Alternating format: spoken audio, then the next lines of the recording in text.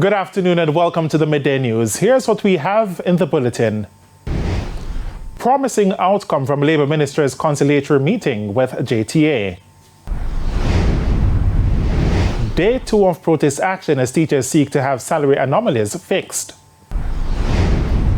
And later in sports, Jamaican quarter-miler Christopher Taylor charged with anti-doping violation. Thank you for joining us. I'm Shane Masters and here are the details. Fruitful. That's the word coming out of this morning's meeting at the Labour Ministry between representatives of the Ministry of Education and the Jamaica Teachers Association, JTA. The teachers had planned days of protest starting yesterday, which has disrupted the education sector. Ministry of Education asked the Labour Ministry to convene a meeting following yesterday's strike action in several parishes. Now, TVJ News understands that the stakeholders were able to cross several hurdles and an agreement on several issues has been agreed upon. However, up to news time, it was still not clear if the teachers will be going on next week as planned. And that's the protest action. Meanwhile, despite the Labour Ministry's intervention, some of the island's teachers are not backing down in their protest to the controversial salary increases to the political directorate.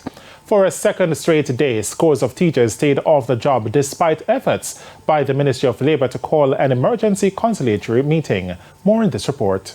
Why, Nigel? Why? Why, Nigel? Why? The cry of teachers within the corporate area who showed up at the doorsteps of the Ministry of Finance on Friday.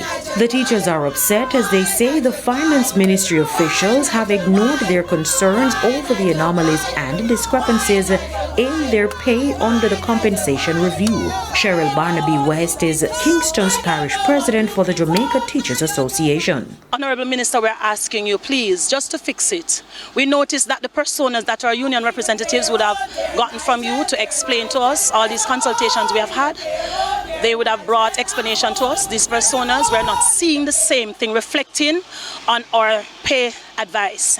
So we are asking you to just deal with it. She says a study was given as a guide to explain the calculation process. We noticed you did not use that study that was supposed to be used to restructure us. You have done your own thing, we realize. We're asking that whatever it is that you have given to us, you fix that. In the meantime, in Portmore St. Catherine, several schools kicked off their planned two-day strike action following a call action by President of the Jamaica Teachers Association, Sonia Harrison.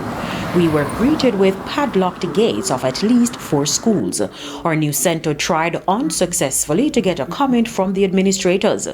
As at news time, the JTA president was locked in a meeting with the Ministry of Labour as they tried to prevent a worsening of the situation. Fix it, Nigel, fix it!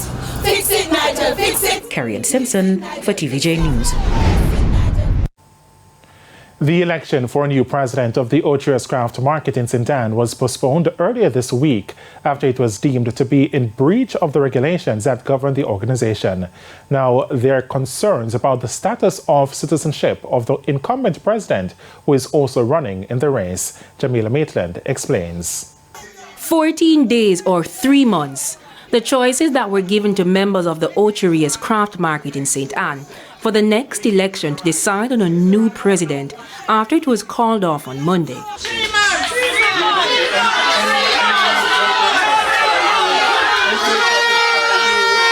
The St. Ann Development Corporation and the Tourism Enhancement Fund said there were no minutes of the meeting showing that an election was called. I don't think they have a right. Because based off from have been here, my shop has been leaking and a lot of stuff has been happening in here. We have been reporting it to them. They have done nothing about it. No matter what we go and tell them about, they do nothing about it. So why now come to do this to us today? Nadine Brown, who's vying for president, is thankful for the intervention of the public bodies. One person who was entering past the age of 70 should not be in an election. And the other one, the person is not a shop holder and should not be running. She's going up against incumbent President Mosana Martin. According to Ms. Brown, there is bias whenever there are opportunities for the vendors. If you ever be brave enough to go in that meeting and not jump for her, and you're on that ship list to go to the ship or to the hotel, your name would be taken off. Others disagree. You have to have your police record, and you have to have all your proper documents them to go there. She no care, she love you. She can't send out if you don't have your documents. Ms. Martin, who is also seeking re-election, is being accused of being a U.S. citizen. I live in Jamaica and I also live in the U.S. I'm back and forth. It's not a permanent living in the U.S. And I was accused of being a U.S. citizen. I am not a U.S. citizen. The vendors say they want a president who is fair, impartial, and respectful. Someone who can advocate for the development of the market and its craft vendors. The election is set for sometime in August. Jamila Maitland, TVJ News. And going back to the teachers' protest, the opposition says it is in support of the actions taken by the nation's teachers to voice their displeasure with a recent compensation review program. The teachers, since signing on to the wage component of the compensation review, have been raising concern about anomalies in their salary packages. Aisha Nation tells us more. It's seemingly a tit-for-tat between the leadership of the JTA and the Finance Ministry on how the anomalies and discrepancies in teachers' salaries should be handled. In a recent interview, President of the JTA, LaSonia Harrison, said she wrote a letter to the Ministry of Finance on May 17, stating that the anomalies have not yet been sorted out and was seeking a meeting with the Finance Minister, Dr. Nigel Clark. But in an interview with our news centre last evening, the Finance Minister dismissed claims that communication with the JTA had broken down due to a lack of response from the Finance Ministry. Dr. Clark says there have been meetings in April and May to address the concerns raised by teachers, and there is another meeting set for next week. He adds that the May 17 letter was not in keeping with the agreements made in the previous meeting on how anomalies would be handled. Where again, sort of raising things that were out of step with the established process. As I said, we agreed on an established process for addressing concerns, many of which were sort of cut across groups. And the process was this a team where many unions come together under the ban of the Confederation, including the teachers. That was the established process. And so when you kind of send things that are outside of that process, it does lead to some amount of confusion. But the opposition has taken issue with the response of the minister. Senator Damian Crawford is the opposition spokesman on education. If there was no disregard, the minister could have written his disagreement with the parameters that were set with the letter. He simply did not answer. He did not respond. And so therefore, if he disagreed with the parameters, then there could have been conversations based on his commitment, their commitments and previous interactions for them to say, okay, you're right or I'm wrong. He simply disregarded them and made no statement, no indication or no communication to these teachers. In fact, 2 days ago, he suggested that they were seeking to have the conversation in the media, without acknowledging that over a month ago he received communication by letter and did not respond. Senator Crawford says the issues which are plaguing the teachers presently could spill over into more seeking opportunities overseas. Last year was the highest number of resignations given within the last decade, and it was almost twice the year before. And we expect that that will be doubled this year. So the competition for our teachers would suggest that a government that is, care is the word being used, but a government that is sensible would actually quickly try to make our country competitive for our teachers and to make our teachers not dissatisfied and disillusioned. Aisha Nation, TVJ News. There was a fire at the Lathbury Barracks guard room at the Jamaica Defence Force Up Park Camp Base in St. Andrew this morning. The JDF says the blaze was extinguished by units from the JDF Air Wing and the York Park Fire Station. Now it says all personnel in the barracks at the time of the fire were accounted for, and those affected by the blaze were attended to by medical personnel on location. The JDF says there were no reports of serious injuries. The magnitude and cause of the fire are not known. The Jamaica Agricultural Society, JAS, is calling for the modernization of some agricultural practices. President of the agricultural body, Lenworth Fulton, says especially with the cultivation of yams, which is a main staple in Jamaicans' diet and exports, there needs to be greater use of technology.